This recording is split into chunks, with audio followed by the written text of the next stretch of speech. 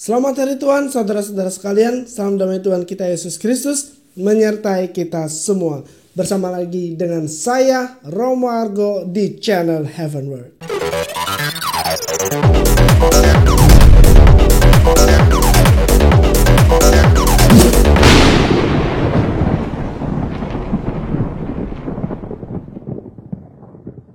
Inilah Injil Yesus Kristus menurut Santo Matius. Ketika mendengar bahwa Yohanes Pembaptis telah ditangkap, Yesus menyingkir ke Galilea. Ia meninggalkan Nazaret dan diam di Kapernaum, di tepi danau, di daerah Zebulon dan Naftali. Dengan demikian, genaplah firman yang disampaikan oleh Nabi Yesaya. Tanah Zebulon dan tanah Naftali, jalan ke laut, daerah seberang sungai Yordan, Galilea, wilayah bangsa-bangsa lain, bangsa yang diam dalam kegelapan, telah melihat terang yang besar, dan bagi mereka yang diam di negeri yang dinaungi maut telah terbit terang. Sejak waktu itu, Yesus memberitakan, "Bertobatlah, sebab kerajaan surga sudah dekat." Ketika Yesus sedang berjalan menyusur danau Galilea, ia melihat dua orang bersaudara, yaitu Simon yang disebut Petrus dan Andreas saudaranya. Mereka sedang menebarkan jala di danau, sebab mereka penjala ikan. Yesus berkata kepada mereka, "Mari, ikutlah aku, dan kamu akan kujadikan penjala manusia." Mereka pun segera meninggalkan jalannya dan mengikuti Yesus. Setelah pergi dari sana, Yesus melihat pula dua orang bersaudara, yaitu Yakobus anak Zebedeus dan Yohanes saudaranya, bersama ayah mereka Zebedeus. Mereka sedang membereskan jala di dalam perahu. Yesus memanggil mereka, dan mereka segera meninggalkan perahu serta ayahnya lalu mengikuti Yesus. Yesus pun berkeliling di seluruh Galilea. Ia mengajar dalam rumah-rumah ibadat dan memberitakan Injil Kerajaan Allah serta melenyapkan segala penyakit dan kelemahan di antara bangsa itu. Demikianlah Injil Tuhan. Saudara-saudara yang terkasih, dalam Injil yang baru saja kita dengarkan, kita mendengar bagaimana kisah Tuhan Yesus ketika setelah mendengar Yohanes Pembaptis ditangkap, dia menyingkir ke Galilea. Nah, banyak orang juga mempertanyakan kenapa dia Tuhan Yesus yang menyerukan kebenaran, menyerukan keadilan, ketika mendengar Yohanes Pembaptis ditangkap, kok tidak berbuat apa-apa, malah menyingkir ke Galilea. Kenapa tidak berjuang untuk menolong Yohanes Pembaptis yang ditangkap oleh Herodes? Banyak pertanyaan semacam ini. Tetapi jangan khawatir saudara-saudaraku, Tuhan Yesus bukannya seorang pengecut, bukan ya. Memang sudah waktunya bagi Yohanes untuk berhenti dari tugasnya, bisa dikatakan tugasnya. Dia pernah mengatakan, "Aku semakin kecil, dia harus semakin besar."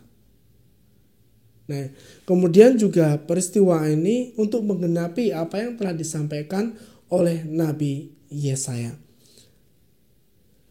Saudara-saudaraku, ini adalah Injil Matius, dan sekali lagi Injil Matius seringkali membandingkan peristiwa-peristiwa yang dialami oleh para rasul dan Tuhan Yesus dengan nubuat-nubuat yang telah disampaikan di dalam perjanjian lama. Maka tadi peristiwa Yohanes ditangkap yang menyebabkan Tuhan Yesus pergi ke Galilea untuk menggenapi apa yang telah disampaikan oleh Yesaya. Dan inilah memang sudah menjadi jalan Tuhan. Luar biasa, supaya apa yang telah digenapi, apa yang sudah disampaikan dan nubuat-nubuat itu tergenapi. Supaya mereka semua mengerti. Inilah Tuhan Yesus. Inilah dia yang telah berbicara dulu melalui para nabi. Dan sekarang sudah digenapi dalam Tuhan Yesus.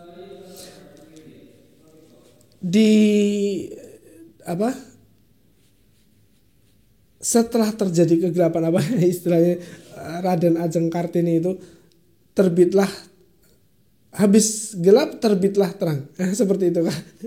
Habis gelap terbitlah terang. Maka di dalam situasi yang carut marut, yang menyedihkan seperti ini, di mana Yohanes sang pembela kebenaran ditangkap dan akhirnya nanti dibunuh, dan Yesus harus menyingkir, ada sesuatu yang baik.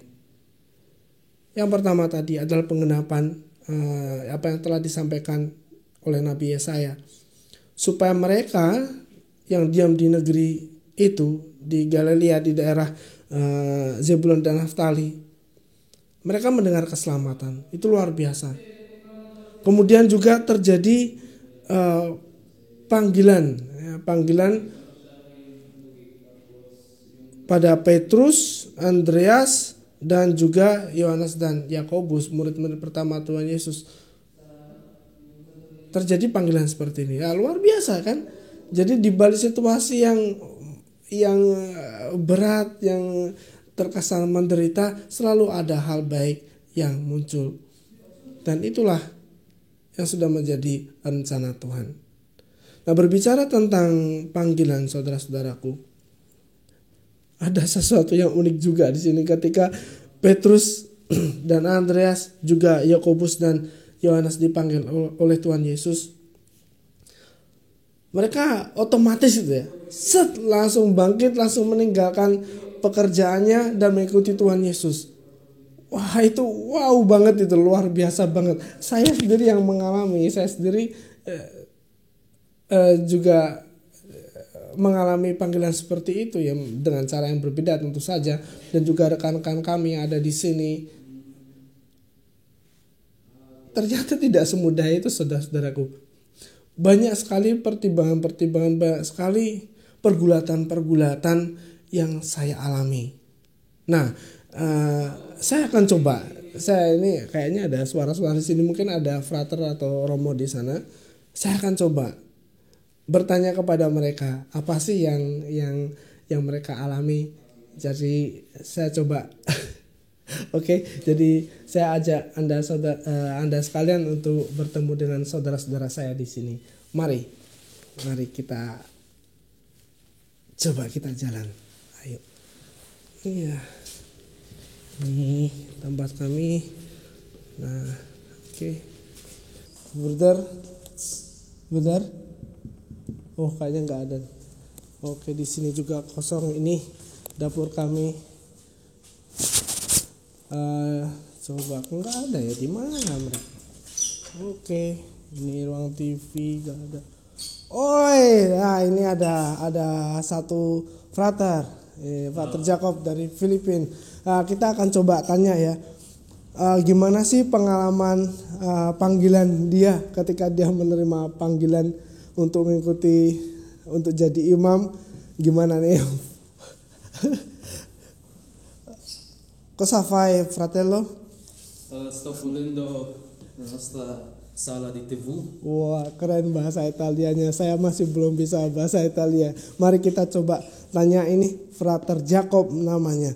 Fratello, puoi dirmi la storia della tua vocazione? Sì, certo. Aspetta. Forse Io tengo. Sì. Oke, mari kita dengerin. Ciao a La tutti. tua storia. La mia storia, Sì, della tua la mia vocazione. vocazione.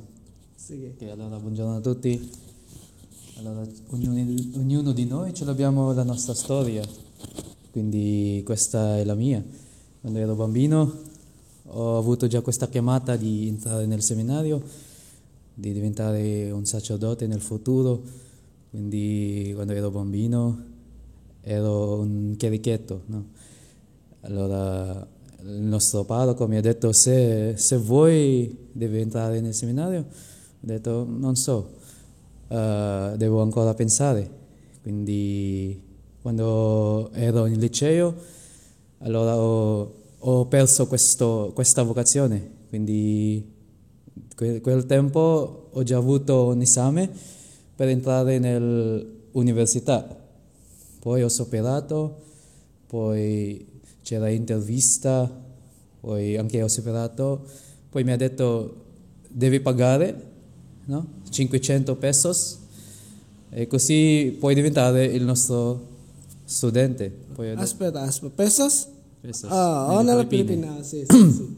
Poi allora la mia mamma ha detto no, dobbiamo pensare ancora se vuoi entrare. E poi c'era una prova per la nostra scuola per finire e poi c'era come si chiama? Questa visita dalle congregazioni, no?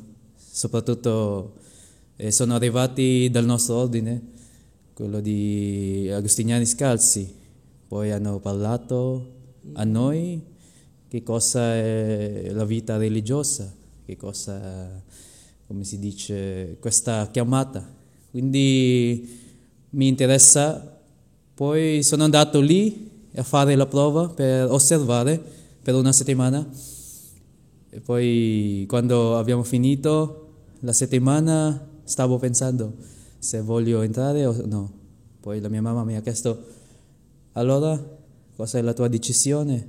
Poi ho detto vabbè, vado a entrare al seminario perché mi è piaciuto molto e poi lì sono entrato nel 2014, ero ancora 16 anni, no, avevo 16 anni, poi in quel tempo c'è questa mancanza, no, della famiglia perché è la prima volta che sono separato dalla mia famiglia è molto difficile. Quindi ho detto magari devo stare solo un anno. Poi la mia mamma ha detto no, devi ancora perseverare, no? Devi continuare. Quindi allora ho continuato e ho finito la filosofia per 4 anni, 2018, e poi ce l'abbiamo un anno per l'anno noviziato, dove siamo andati in un altro paese che è anche molto lontano dalla mia casa, quindi anche ho sopravvissuto un anno lì. E poi nel 2019 sono arrivato qua a Roma per studiare la teologia e grazie a Dio che ho finito l'anno scorso. Quindi questa vocazione è anche sempre una grazia da Dio perché non è facile, non è una strada che noi possiamo continuare fino alla fine, ma l'importante l'abbiamo la nostra spiritualità, la nostra preghiera, no? La nostra intenzione che ci guida sempre, no? Del nostro cammino. Quindi solo questo e continuate a pregare per me perché non sappiamo ancora, né, nel futuro se così non so cosa succederà. Quindi solo questo che voglio condividere con voi e grazie mille. Wow. Oh. Don't worry. Saya bisa menerjemahkan dalam bahasa Indonesia. Intinya adalah bahwa dia itu ketika masih muda sudah sering dipanggil Romo, sudah punya keinginan untuk jadi seorang imam dan orang tuanya oke. Tetapi ketika dia mendaftar sekolah, ya, dia sempat hilang panggilannya itu sempat hilang. Kemudian dia sedang mau lulus sekolah, kemudian mendaftar di satu universitas, sudah diterima, tinggal bayar saja 500 peso. Nah, tapi mamanya nanti dulu gitu kan. Nah, mungkin ini jalan Tuhan nih, nanti dulu gitu kan. Kemudian setelah itu ada kunjungan dari beberapa kongregasi ordo termasuk OAD ya, Skasi, Agustinian Skasi ya. Ordo kami Diskas Agustinian OAD juga mengunjungi tempatnya dan intinya singkatnya dia tertarik untuk mencoba. Kemudian dia datang observasi selama quanto? Observasione? 1 week. Satu minggu saja, tapi dia merasa tergugah dan dia menyelesaikan studinya, bahkan dia merasa ya pergolakan seperti kangen keluarganya ya. Tetapi dia bisa mengalahkan itu semua dan akhirnya sampai saat ini, dan dia membutuhkan doa-doa kita untuk melanjutkan panggilannya ya. Seperti tadi dalam Injil kan, ketika para murid pertama dipanggil oleh Yesus, mereka langsung meninggalkan orang tuanya, pekerjaan mereka dengan segera. Tetapi ternyata hal itu tidak mudah. Non è facile. Non è facile. Facile sì, ma Italiano selalu salah. Facile, felice. Sì, ok. Grazie fratello. Grazie Ci vediamo. Okay. Ci vediamo. Ciao. Nah, itu tadi dari Frater Jacob. Luar biasa perjalanannya. Wah, dia ini guru saya dalam bahasa Italian. Saya masih belajar, dia udah canggih. Oke, jadi mungkin pengalaman satu orang bisa menginspirasi kita semua. Dan sekaligus saya ingin menyampaikan bagi Anda semua yang punya anak yang masih muda, ingin melanjutkan hidupnya mengikuti Tuhan Yesus seperti kami, silakan. Kami semua welcome anak-anak muda yang ingin datang bergabung dengan kami di Ordo Santo Agustinus Tak Berkasut, OED Agustinianis Kasih. Ciao, Tuhan Yesus memberkati dan mengasihi kita semua.